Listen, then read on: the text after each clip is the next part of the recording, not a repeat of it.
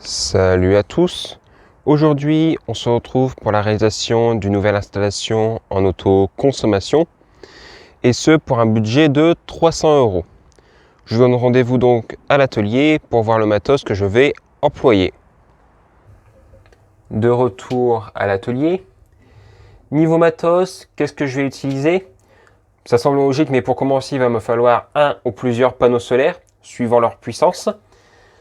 Je vous laisse libre recours à votre choix là-dessus. Je vous mettrai même quand même quelques liens en description. Mais dans mon cas, ça sera une installation de 320 watts crête, deux panneaux solaires de 160 watts crête chacun. Acheté il y a maintenant plus d'un an, voire un an et demi, chez Mano Mano.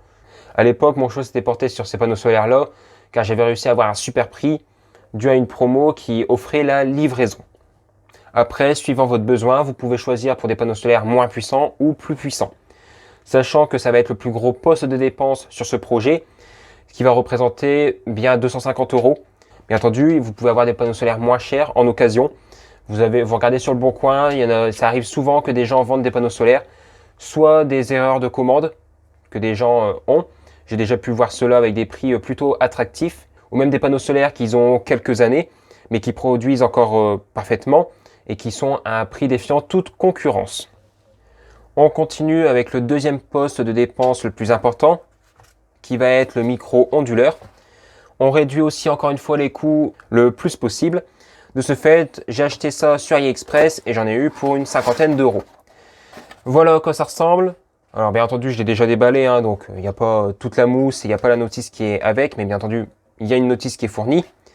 On a également fourni avec un connecteur secteur, pour pouvoir le mettre entre l'onduleur et le secteur.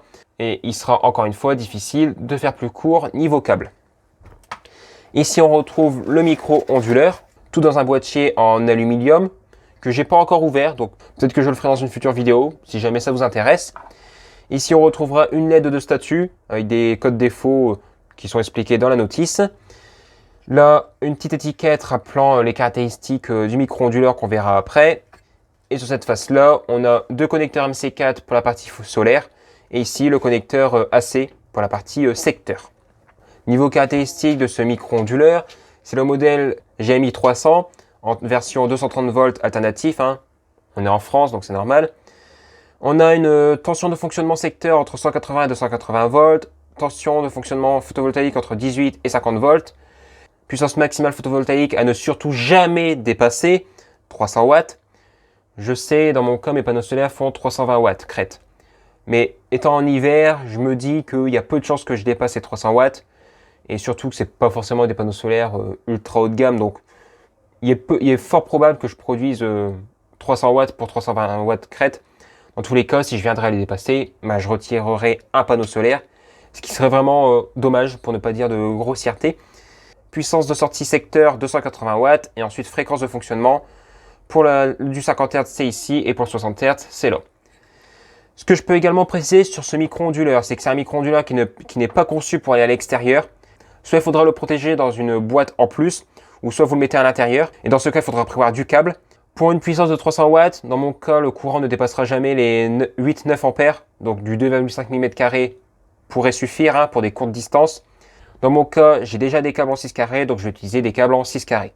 Et comme je l'ai dit tout à l'heure, malheureusement, il ne faudra jamais dépasser les 300 watts de solaire à mettre en entrée.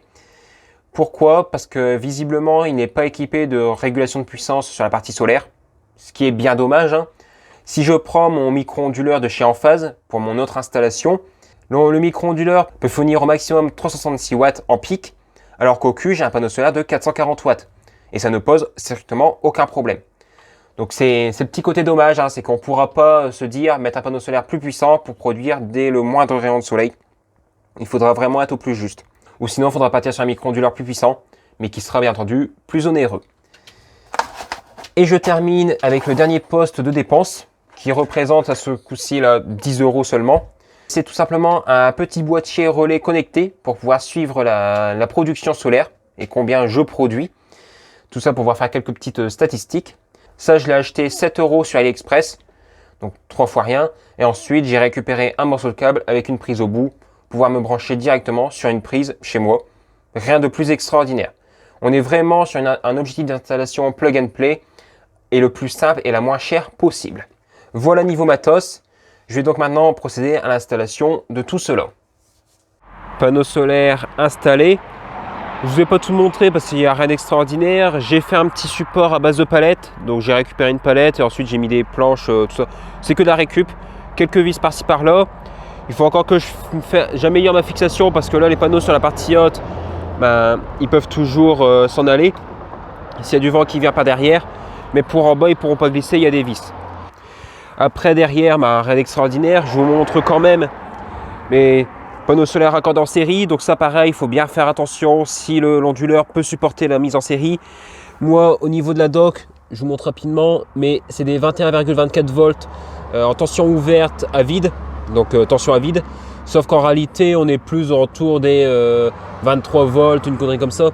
Parce qu'avec les deux en série à vide, de ce temps-ci, en tout cas avec grand soleil qui est dessus, sale, mais bon, grand soleil quand même, j'ai 47 volts. Et ensuite, pour la partie intérieure, j'ai mes deux câbles. Alors, je ne sais pas si on va voir parce que c'est un énorme contre-jour. Mais j'ai le câble bleu ici pour le moins. J'ai le câble noir ici pour le plus. Et ça rentre après dans la maison. De retour à l'intérieur, j'ai tout câblé et j'ai rien filmé. Honnêtement, c'était la merde. Je veux dire, j'ai pas le temps. Commence à mettre un trépied, tout ça. Je fais ça entre les midis parce que le soir, il fait nuit et sinon c'est que le week-end. Mais le week-end, j'ai d'autres occupations parfois. Donc je fais ça entre les midis, entre le boulot. Et là, voilà, j'ai rien filmé. Soit. Petit point vite fait, j'ai ici la multiprise qui va permettre d'alimenter donc un petit wattmètre intermédiaire parce que j'ai quand même envie de voir ce qui arrive sur le côté DC, partie courant continu du photovoltaïque. Et après, j'ai ici un petit relais connecté wattmètre qui va me permettre d'avoir la production en connecté, tout ça, voir à distance tout le bordel et avoir quelques petites statistiques au jour le jour, bien entendu. Là, le micro-onduleur n'est pas connecté aussi bien sur la partie DC que sur la partie AC. Première chose à faire, c'est venir paramétrer ce relais, ce qu'on va faire tout de suite. Première chose donc à faire, c'est bien entendu de connecter le petit relais mesureur d'énergie. Alors, moi j'utilise l'application Smart Life, donc je fais plus, ajouter un appareil. Là, il a détecté un appareil, donc je lui fais ajouter. Maintenant, je viens rentrer le mot de passe suivant. Il va se connecter à l'appareil. Donc ça y est, le wattmètre est ajouté. Là, je peux le renommer tout de suite. Je vais lui marquer photovoltaïque AliExpress. Ensuite, terminé. Et là, l'appareil, il est ajouté. Donc moi, première chose à faire, c'est que je vais venir l'activer pour mettre sous tension le micro-onduleur. Et ensuite, je pourrai le connecter sur le solaire. Et après, c'est tout. Il n'y a plus rien d'autre à faire.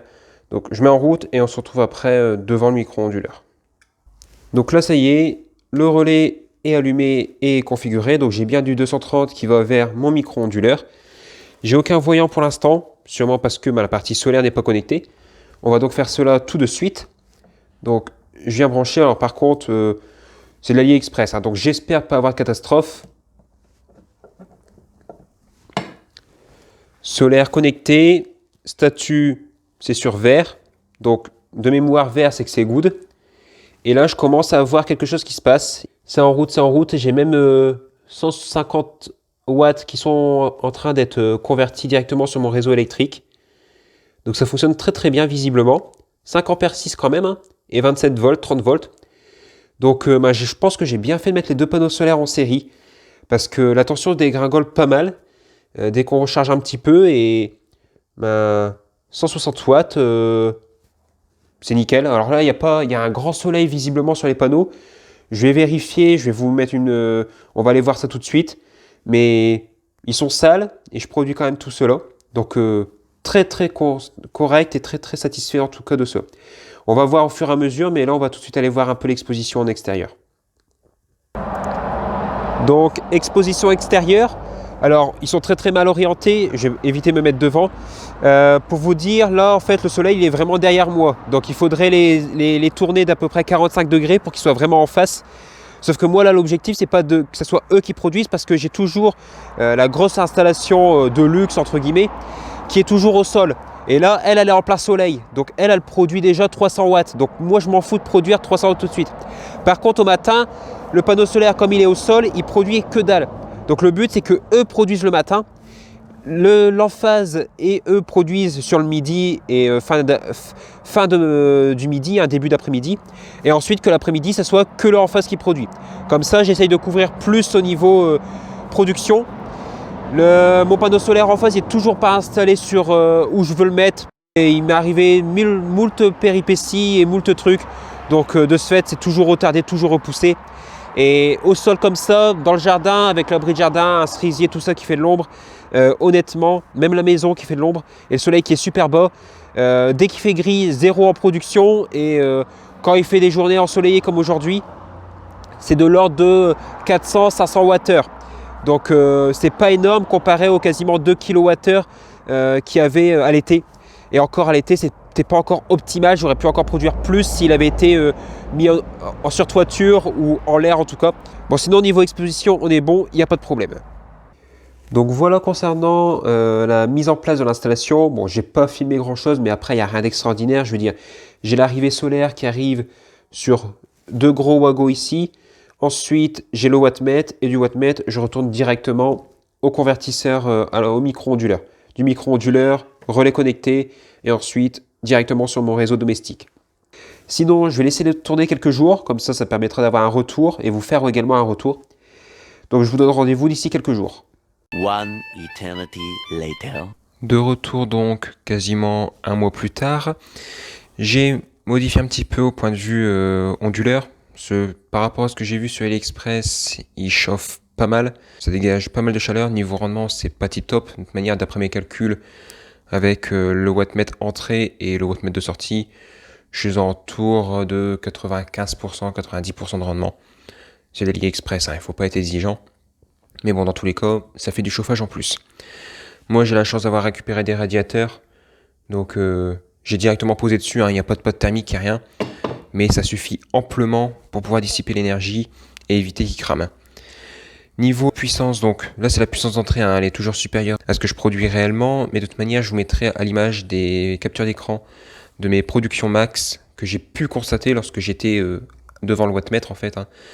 Mais bon, dans l'ensemble, je n'ai pas de risque de le cramer. J'ai bien fait de mettre mes 2 panneaux en série, je dépasse jamais les 300 watts déjà en puissance d'entrée et jamais plus de 280 watts en sortie, donc ça c'est parfait.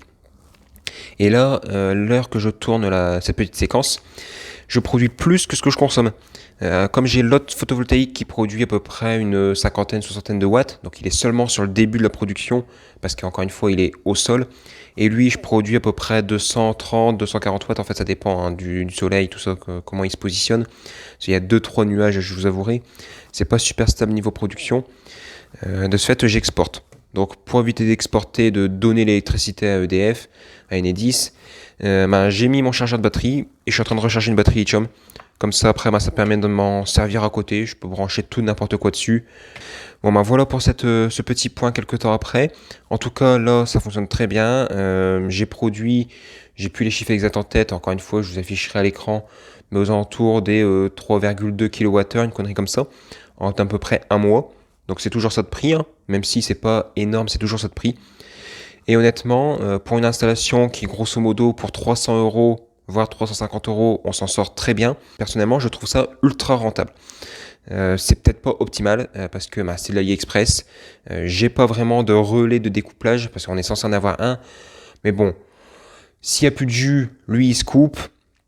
Ici il se coupe, le relais il reste ouvert. Donc entre guillemets, avec des très gros guillemets, on peut dire que c'est un relais de découplage, mais avec des énormes guillemets, bien entendu, des énormes guillemets, parce qu'il n'est pas conforme aux normes qu'on pourrait avoir là-dessus. On se retrouve donc maintenant à l'atelier pour encore une fois une petite conclusion sur cette installation. De retour pour la conclusion.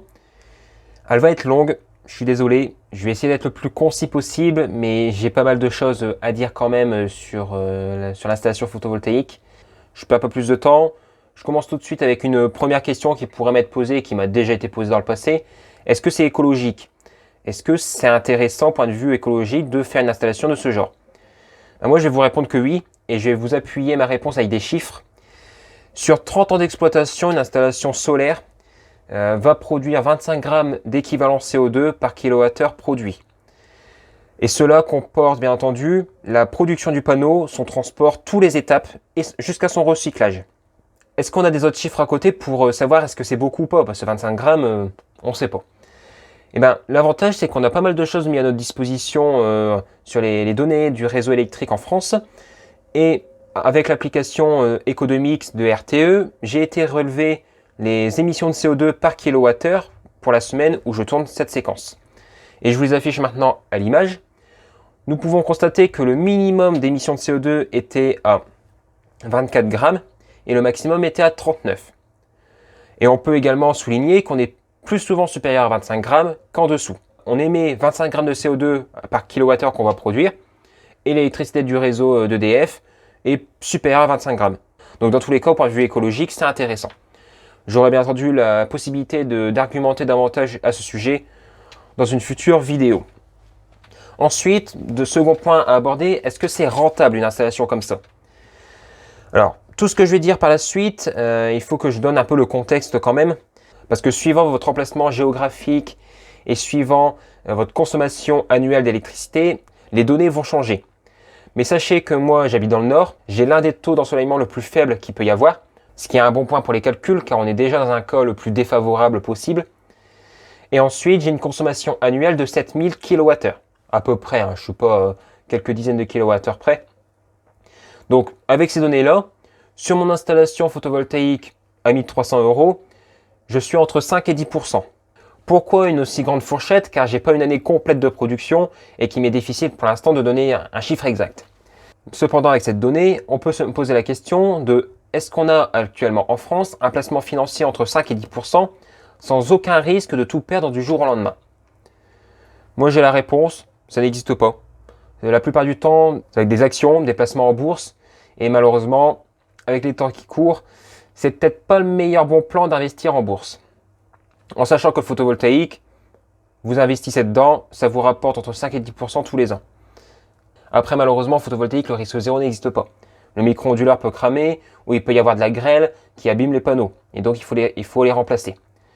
Moi, si je prends mon cas de figure, encore une fois, sur les 20 dernières années, il n'y a jamais eu de grêle chez moi qui ont abîmé la maison, la toiture de la maison, ou qui ont abîmé la toiture de l'abri de jardin. Donc, je pars du principe qu'en tout cas, chez moi et dans mon cas de figure, du photovoltaïque, c'est le meilleur placement qui peut exister. Donc, est-ce que c'est rentable? La réponse est oui. Voilà, j'ai répondu à la question. Maintenant, ce qu'on pourrait se poser comme question, c'est est-ce que l'installation AliExpress est plus rentable que l'installation en phase? Parce qu'on a quand même un sacré écart de budget et les questions se posent.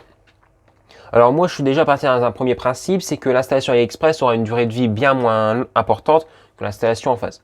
De ce côté-là, on a du matériel qui est garanti 25 ans et j'espère qu'il pourra au moins aller jusqu'à 30 ans. D'un autre côté, on a une installation AliExpress avec un micro-onduleur qui, honnêtement, s'il fait 5 ans, ça sera bien. Car quand on consulte la fiche produit sur AliExpress, on nous indique qu'il existe des kits de réparation pour les semi-conducteurs si jamais ils viennent à cramer.